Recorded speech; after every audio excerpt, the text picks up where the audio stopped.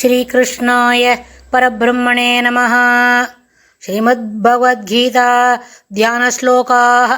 नमोऽस्तु ते व्यासविशालबुद्धे पुल्लारविन्दायत पत्रनेत्र येन त्वया भारततैलपूर्णः प्रज्वालितो ज्ञानमयः प्रदीपः प्रपन्नपारिजाताय स्तोत्रवेत्रैकपाणये ज्ञानमुद्राय कृष्णाय गीतामृतदुहे नमः।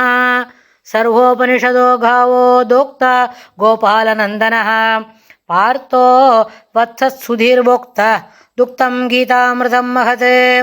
वसुदेवसुतं देवं कंसचाणूरमर्दनं देवकी परमानन्दं கிருஷ்ணம் வந்தே ஜகத்குரும். அடுத்தது 3வது அத்தியாயம் கர்மயோகத்தில் 42வது ஸ்லோகம். இந்திரியாணி பராண்யாகுஹு இந்திரியேபியः பரம் மனः மனசஸ்து பரா புத்திர் யோ புத்தே பரதஸ்து சஹ. இந்திரியாணி பராண்யாகுஹு இந்திரியேபியः பரம் மனः மனசஸ்து பரா புத்திர் யோ புத்தே பரதஸ்து சஹ. இந்த ஸ்லோகத்தில் பெருமாள் என்ன சொல்கிறாருன்னு கேட்டால், இந்திரியாணி இந்திரியங்கள் என்ன, மனோவாக்காயம் அப்படின்னா பஞ்சேந்திரியங்கள் கர்மேந்திரியங்கள். இந்த இந்திரியங்கள் பராணி மேலானவை என்று சில பேருக்கு சொல்லுவா. இந்திரியங்களை அது எதையும் ஒன்று தெரியுமா பண்ணக்கூடாது, பசியை அடக்கப்படாது, பசினா சாட்டுக்கணும், கண்ணுக்கு கிடைக்கிற ஒரு சௌரியங்களை குறைக்கப்படாது, காதில் கேட்டு இன்புறத அதை நம்ம என்ன பண்ணக்கூடாது, தவிர்த்திடக்கூடாது அப்படின்னு சில பேர் இந்திரியங்கள் மேலானவை என்று கூறுவர். இந்திரியேபியா இந்திரியங்களினும் பரம் மேலானது மனம். இந்திரியங்களில் காட்டிலும் இந்த பஞ்சேந்திரியங்கள் இருக்கே அதை காட்டிலும் மேலானது மனம்.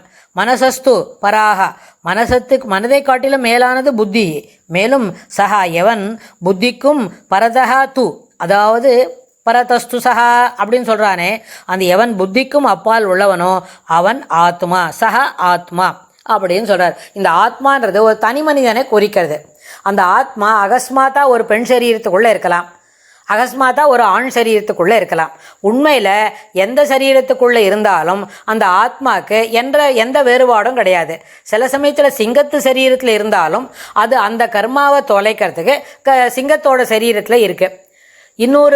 ஒரு ஆத்மா யானையோட சரீரத்தில் இருக்குது அப்படின்னு சொன்னால் அந்த யானையோட சரீரத்தில் இருக்கிற அந்த ஆத்மா அந்த கர்மாவை அதுபோல் பெரிய ஜெய்ஜான்டிக் ஃபிகர் ஒரு தும்பிக்கை வேகமாக சொல்லிட்டுதுன்னா அதுங்கீழே யார் மாட்டின்றாலும் அவ்வளோதான், அவளுக்கு இடுப்பில் அடிபடும், முட்டியில் அடிபடும், சிலப்போ அது புழக்குன்னு உடஞ்சிடுமா கூட இருக்கும். அப்படின்னா அதுபோல் ஒரு பலசாலியான ஒரு மிருகமாக இருக்குன்னு சொன்னால் அதுவும் ஒரு கர்மாவை என்ன குறைப்பதற்காக, கர்மா தித்துபாடு ஆகிறதுக்காக வேண்டிதான் யானையின் சரீரம் அதற்கு கிடைத்திருக்கிறது. இல்லை நம்ம இன்னும் கொஞ்சம் ஒரு உயர் திணையில் வருவோம். மனுஷனாக எடுத்துப்போன்னு வச்சுட்டா ஒரு மனுஷ சரீரத்திலையும் ஒரு ஆண் சரீரத்தில் இருந்தாலும் அகஸ்மாத்தா தான் அதுக்கு ஆண் சரீரம் கிடச்சிருக்குது. அதில் ஒன்றும் பெரிய விஷயம் வித்தியாசங்கள் இல்லை. ஏன்னா அடிப்படையில் ஆத்மாவுக்கு எந்த விதமான வேறுபாடும் கிடையாது. இப்போ இது ஒரு பெண் சரீரத்தில் இருந்துட்டு இந்த கதையெல்லாம் இந்த உபன்யாசமெல்லாம் சொல்லிட்டு இருக்குது அப்படின்னா போன ஜென்மத்தில் இது ஒருவேளை ஒரு ஆண் சரீரத்தில் இருந்ததோ என்னமோ தெரியாது நம்மளுக்கு. எப்படி கேட்டுக்கிறது, எப்படி அதை ப்ரூஃப் பண்ணிக்கிறது? அது சில பேர் சொல்லுவா, பெரிய ஜோசியக்காரெல்லாம், அது எந்த டைமில் பிறந்ததோ அது வேலை முக்குண வேலையா, அது ஸ்திரீ பிரஜையா இருக்குமா, மனுஷ தெரியுமா ஆண் பிரஜையா இருக்குமான்னு பார்த்துக்கலாம். அப்படியே ஸ்திரீ பிரஜையாக இருந்தாலும் கொஞ்சம் தைரியசாலியாக இருப்பாள். இல்லை ஸ்திரீ பிறக்கிற நேரத்தில் ஒரு ஆண் பிறந்திருந்தாலும் அவன் ஆம்பளையாக இருந்தாலும் கொஞ்சம் தைரியம் குறைச்சவனாக இருப்பான் அப்படிலாம் சொல்லுவா. ஆனால் அதற்கு எந்த முகாந்திரமும் இருக்குமா, அதை ப்ரூஃப் பண்ண முடியுமா, அது அடியே எனக்கு தெரியல அதை பற்றி. ஆனால் இதுபோல் இந்த சரீரத்தில் இப்போது இது ஒரு பெண் சரீரத்தில் கிடச்சிருக்குது. இதுபோல் ஒரு பேக்ரவுண்டு, இதுபோல் ஒரு விஷயங்களை புரிஞ்சுக்கக்கூடிய ஒரு வாய்ப்புகள். ஆனால் இதுவே ஒரு ஆண் சரீரத்தில் இருந்தால் கிடச்சிருக்குமா? அதுபோல் கர்மாவை தித்துபாடு பண்ணுறதுக்கு அப்போ வாய்ப்பு உண்டா? இல்லை ஒரு பெண் சரீரத்தில் இருந்தால் தான் இந்த ஜென்மாவில் இருக்கிற கர்மா வினைகளை தொலைத்துக்க முடியுமா அப்படின்லாம் நம்மளுக்கு புரிஞ்சிக்க முடியாது. இது நம்ம கட்டுப்பாட்டில் இல்லை. இது ஈஸ்வர சித்தத்தை சேர்ந்தது. அதனால் ஈஸ்வர சித்தத்துக்கு ஏற்பதான் நம்மளுக்கு ஒரு சரீரம் கிடைக்கிறது. அந்த ஈஸ்வர சித்தம் ஒன்று, அதோடு கூட அதுக்கு மேலே ஒரு லைனில் அண்டர்லைன் பண்ண வேண்டியது ஃப்ளோரசன்ட் கலரில் அப்படின்னு சொன்னால் கர்ம வினை எந்த கர்ம வினைகளை என்ன பண்ணோம் முடித்து கொள்ள வேண்டுமோ அதற்கேற்ப கர்ம வினை பயனாகவே நமக்கு ஒரு ஆண் சரீரமோ பெண் சரீரமோ கிடைக்கிறது. அதனால் இங்கே வந்து சஹா அப்படின்ற அந்த வார்த்தையை ஆத்மான்றதை வச்சுட்டா அது அந்த சஹா அப்படின்ற அந்த எழுத்தை நம்ம என்ன பண்ணலாம், அன்வய கிரமம் சொல்லும்போது பரதஸ்து சஹா அப்படின்னு இருக்கு இல்லையா, பெருமாள் அப்படி சொல்லிருக்காரு.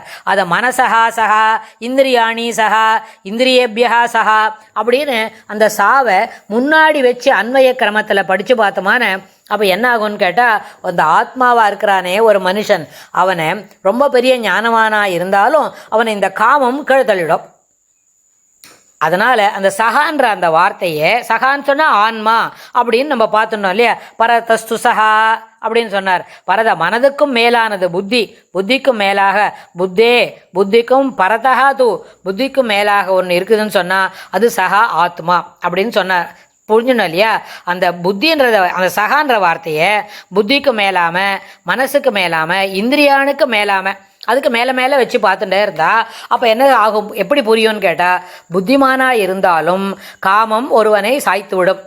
நன்னா அவனுக்கு சிறப்பான இந்திரியங்கள் கட்டுப்பாட்டில் இருக்கு, அவன் ஞானவானாக இருக்கான், அப்படியானா கூட அந்த சகான்ற வார்த்தையை முன்னாடி வச்சா அது ஞானவானையும் கீழே தள்ளிவிடும் அப்படின்னு பொருள் கொள்ள வேண்டும். இது நம்ம ஜெகதாச்சாரியர் ராமானுஜர் பாஷ்யம் சொல்லணும்னு சொன்னால் அவரோட விஷயத்தில், அவரோட அடிப்படையில் அவர் எப்பவும் பகவத்கீதைக்கு சொல்லி கொடுக்குற அந்த பாஷ்யத்தில் பார்க்கும்பொழுது இப்படியெல்லாம் அதுக்கு பொருள் இருக்கும். அது ரொம்ப நிறைய நாழி பிடிக்கும் ஒரு விஷயத்தை படித்து புரிஞ்சுக்கிறதுக்கு. அதனால் சஹா என்பது இதற்கும் தொடர்புடையது. அந்த மனதிற்கும் மேலாக இருக்கும் பொழுது என்ன பண்ணணும், அவன் என்றதை காமத்திற்கு அன்வயிக்க வேண்டும். புத்திமானையும் காமம் ஜெயிக்கக்கூடியது அப்படின்னு இந்த ஸ்லோகத்தில் பெருமாள் சொல்லி கொடுக்குறார். அடுத்த ஸ்லோகத்தில் இன்னும் என்ன சொல்கிறாருன்னு நம்ம பார்க்கலாம். ஸ்ரீ கிருஷ்ணாய துப்யம் நமஹ.